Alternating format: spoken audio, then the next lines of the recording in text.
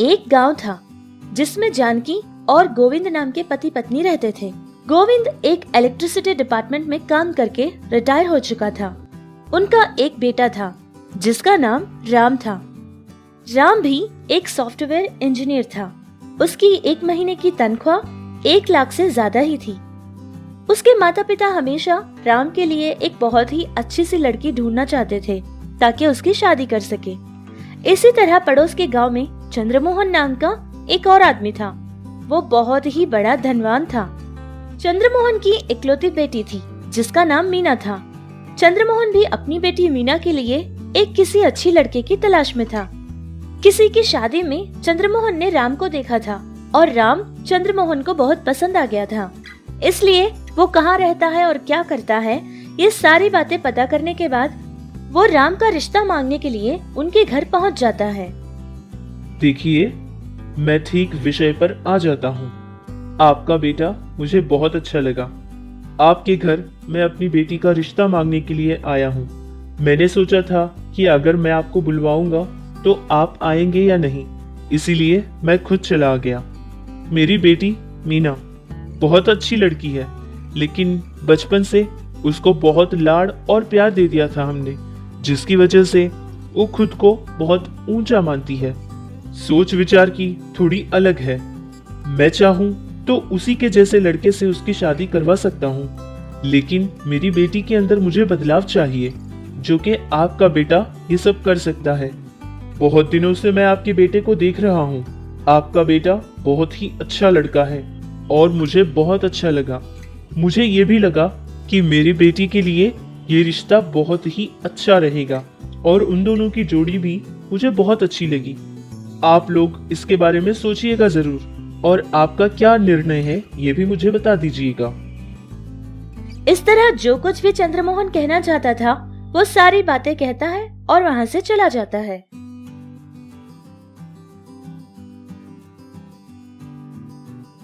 फिर गोविंद और जानकी अपने बेटे राम से ये सारी बात बताते हैं। हाँ बेटा, मैंने भी सुना था उनके बारे में। बहुत बड़े करोड़पति हैं और साथ में बहुत अच्छे दिल के इंसान भी हैं। उनकी इकलौती बेटी है। अगर इस रिश्ते को हम हाँ भी कर देंगे तो हमारे लिए अच्छा ही होगा। अरे क्या खाक अच्छा रहेगा। उस लड़की के पास पैसे के साथ साथ पैसे का घमंड भी बहुत है। यही बात सारे गांव के लोग भी कहते हैं। हमारा बेटा कितना भोला और मासूम है। रहने दीजिए ना, उनका पैसा उन्हीं को सलामत। अरे भाग्यवान, उन्होंने ही तो कहा था ना कि लाड़ प्यार की वजह से ऐसी हो गई है।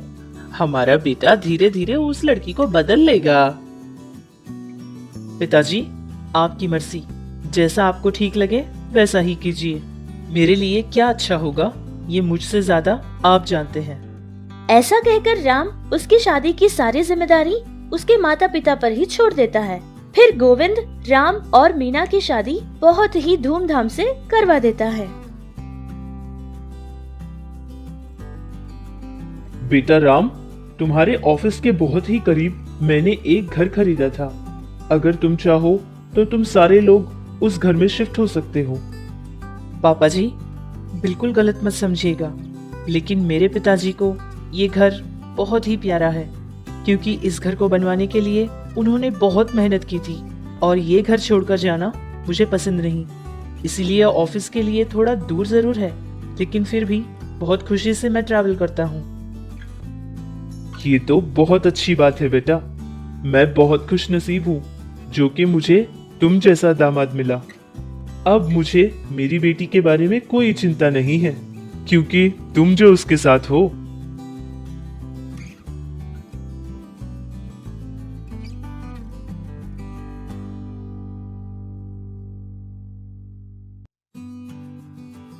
मम्मी जी, पापा जी, मेरे रूम का एसी काम नहीं कर रहा है।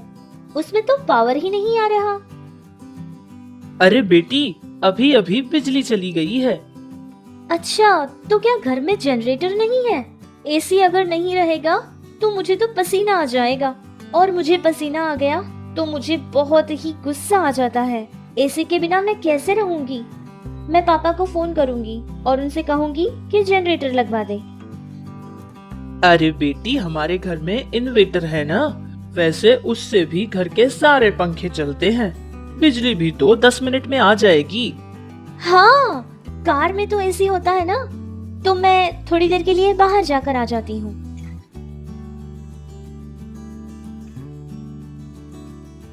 ये देखिए कैसी बहू मिली है हम लोगों को, पता नहीं और क्या क्या देखना पड़ेगा।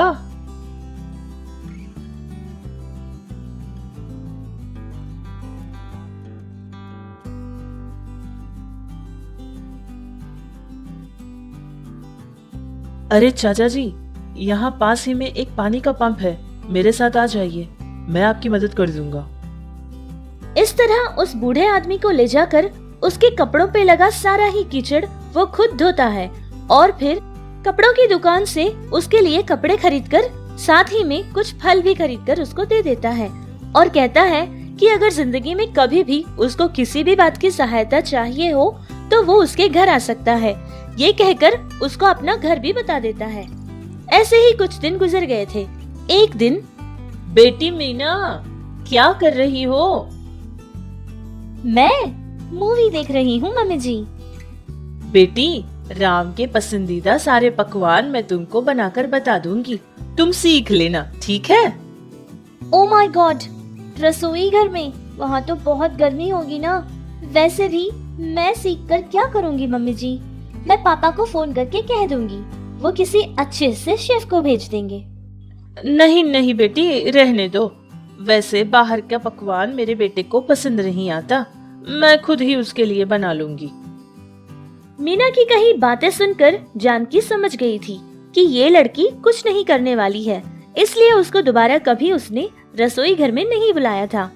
लेकिन राम उसकी पत्नी मीना का हर काम देख रहा था कि मीना घर में क्या करती है और क्या नहीं करती। सब कुछ जानने के बाद भी कभी भी राम ने मीना से कोई झगड़ा नहीं किया था और न ही उस पर कभी गुस्सा हुआ था। हमेशा मीना से एक ही बात कहता था कि उसको जैसा अच्छा लगे वो वैसे ही रहे। ऐसे ही कुछ दिन गुजर गए थे। फिर मीना धीरे धीरे राम से प्यार करने लगी, क्योंकि उसको यही लगता था कि जितना प्यार से उसके पिता उसका ध्यान रखते हैं, उससे भी ज्यादा उसका पति उससे प्यार कर रहा है।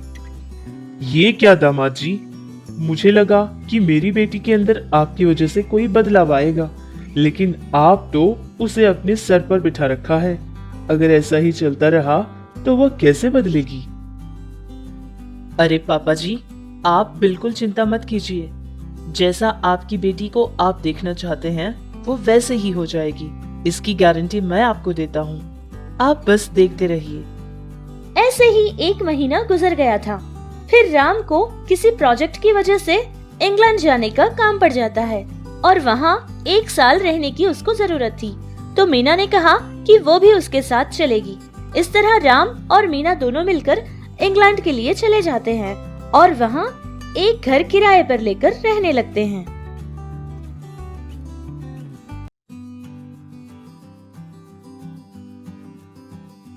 मीना, मैं ऑफिस जा रहा हूँ, लेकिन तुम्हें उठने की कोई जरूरत नहीं है। तुम आराम से सो जाना, ठीक है? मैं बाहर से लॉक करके जा रहा हूँ। किचन में तुम्हारे लिए ब्रेकफास्ट और लंच भी मैंने तैयार कर रखा है। जब तुम्हें भूख लगेगी तब बस थोड़ा सा गर्म करके खा लेना, ठीक है? ये सब कहकर राम अपने काम के लिए चला जाता है। कुछ देर गुजरने के बाद मीना उठती है और फ्रिज में से बर्गर निकालती है, फिर उसको थोड़ा सा गर्म करके खा लेती है। ऐसे ही फिर से दोपहर हो गई थी। लंच के लिए वो पास्ता खा लेती है। उनकी जिंदगी में यही चल रहा था। कभी कभी शाम के वक्त में राम उसको रेस्टोरेंट भी लेकर जाता था, लेकिन रेस्टोरेंट में भी जो वो घर में खाते थे वही मिलता था, जो खा खाकर मीना बहुत बोर हो चुकी थी। राम, ऐसा खाना मैं और नहीं खा पाऊंगी, कितना बुरा है ये। मुझे घर का खाना खाना है। वैसे यहाँ पर हमें कोई इंडियन फूड नहीं मिलेगा क्या? हाँ, मिलते हैं ना, लेकिन जहाँ इंडियन पॉपुलेशन ज्यादा होती है वहाँ मिलते हैं। लेकिन हम बहुत दूर पे रहते हैं ना, अगर वहाँ जाने के लिए हम चाहेंगे तो मुझे ऑफिस मिस करनी पड़ेगी। लेकिन इस प्रोजेक्ट में तुम्हें पता है ना, मेरा ही लीड रोल है, सो ये तो नहीं होगा बेबी। ठीक है, कुछ ही दिन की तो बात है ना, मैं एडजस्ट कर लूंगी। अरे कैसे कुछ ही दिन, हमें यहाँ आए बस 10 ही दिन हुए हैं। तुम्हें पता है, और 11 महीने 20 दिन है हमें वापस जाने के लिए। वैसे इंटरनेट में अगर कोई रेसिपी देखकर तुम ट्राई करना चाहो तो कर सकती हो। अरे नहीं नहीं, तुम ऐसा कुछ मत करना, ठीक है? क्योंकि तुम अगर मेहनत करो तो मैं नहीं देख पाता हूँ ना, तो यही बेटर होगा कि तुम एडजस्ट कर लो, ठीक है? कुछ मत करना, ओके? ऐसे ही एक हफ्ता गुजर जाता है। फिर एक दिन मीना ये सोच लेती है कि अब तो किसी भी तरह वो खाना बनाना सीख कर ही रहेगी। ये इरादा करने के बाद मीना YouTube में कुकिंग वीडियोस देखने लगी और खाना बनाना सीखने लगी। पहले तो कुछ भी ठीक से नहीं बन पाता था, जो भी बनाती थी उसका बिल्कुल स्वाद नहीं होता था। लेकिन धीरे धीरे मीना ने खाना बनाना बहुत अच्छे से सीख लिया था। अरे वाह मीना, क्या स्वादिष्ट खाना बनाया है तुमने। इतना बड़ा टैलेंट तुमने आज तक कहाँ छुपाए रखा था अपने अंदर। बहुत ही मजेदार है।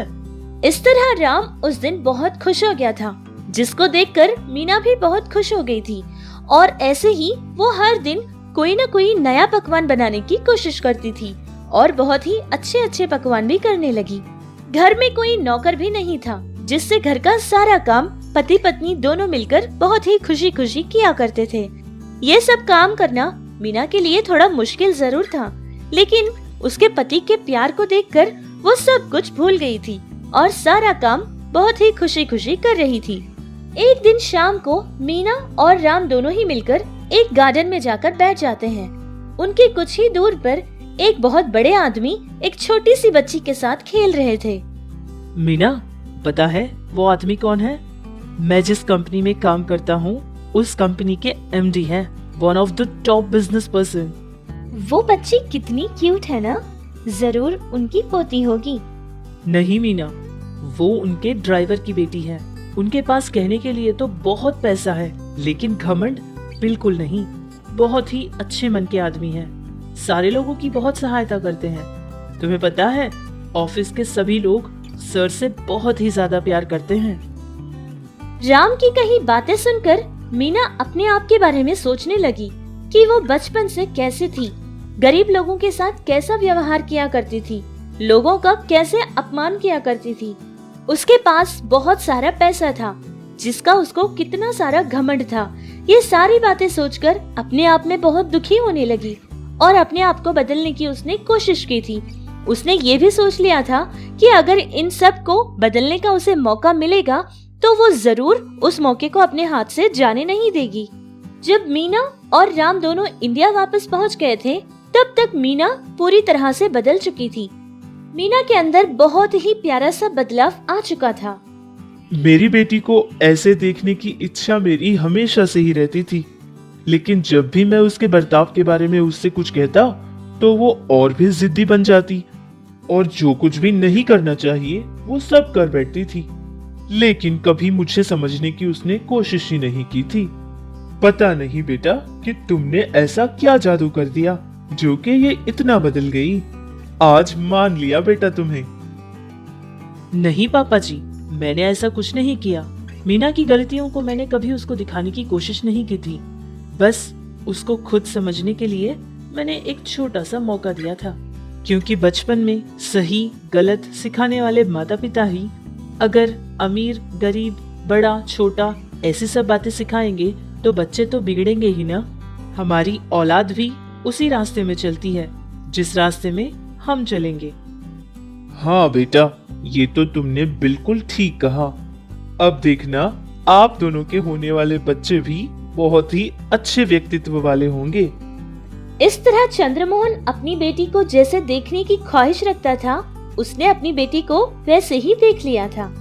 सच है ना कि हमारे पास जितनी भी फैसिलिटीज है या हम जितनी भी फैसिलिटीज अपने लिए पैदा करते हैं, इनकी वजह से हमारे अंदर और हमारे बच्चों के अंदर कैसे कैसे बदलाव आ रहे हैं। इसके बारे में हमें एक बार जरूर सोचना चाहिए।